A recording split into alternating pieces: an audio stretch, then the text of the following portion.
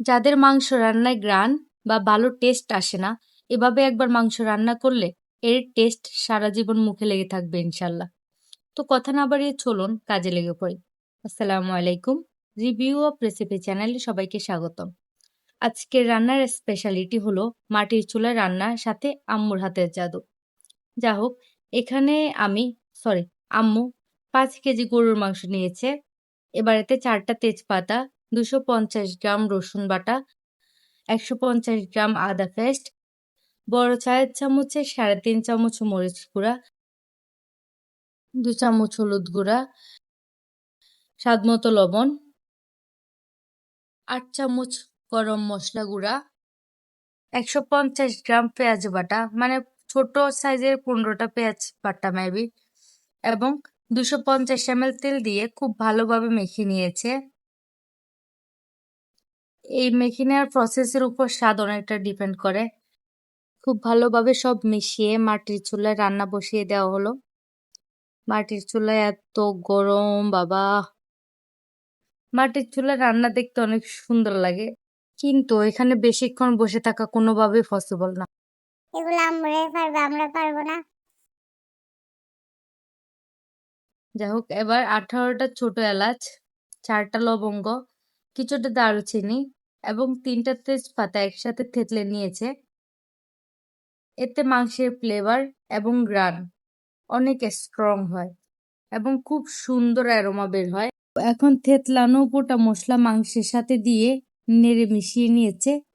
মাটির চুলায় প্রচুর বাষ্প হয়, তাই ভিডিও করতে অনেক প্যারা লাগে। যা হোক, মাংস থেকে অনেকটা পানি ছেড়েছে দেখতে পাচ্ছেন। এই পানিতে মাংস সেদ্ধ হয়ে যাবে।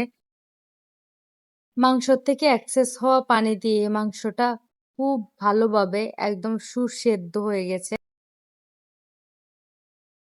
লোভ সামলাতে না পেরে একটু ছেঁকে দেখলাম।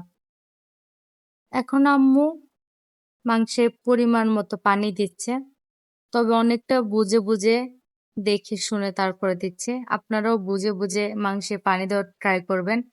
ঝোল ঝোল মাংস খাবেন নাকি একটু কম ঝোল বা একটু কি বলে মাখো মাখো মাংস খাবেন, ওটার উপর ডিপেন্ড করবে পানি দেওয়ার পরিমাণটা। আপনারা মাইন্ড করিয়েন না, আমি একটু তোতলাই যাচ্ছি আর কি, মাইন্ড করিয়েন না যেন। কেন?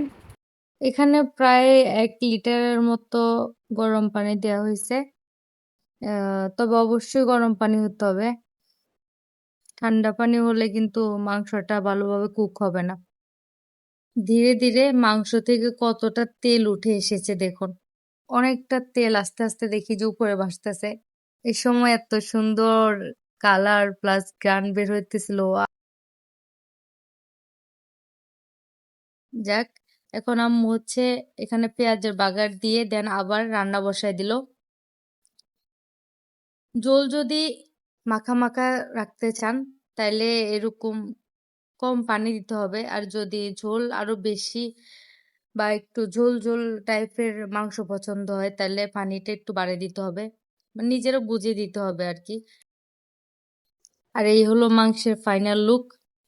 কতটা লোভনীয় হয়েছে দেখতে, মাশাল্লাহ মাশাল্লাহ।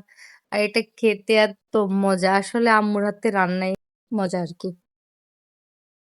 যাক, এতক্ষণ সাথে থাকার জন্য ধন্যবাদ। ভালো লাগলে চ্যানেলটা সাবস্ক্রাইব করে পাশে থাকবেন। ধন্যবাদ। আসসালামু আলাইকুম।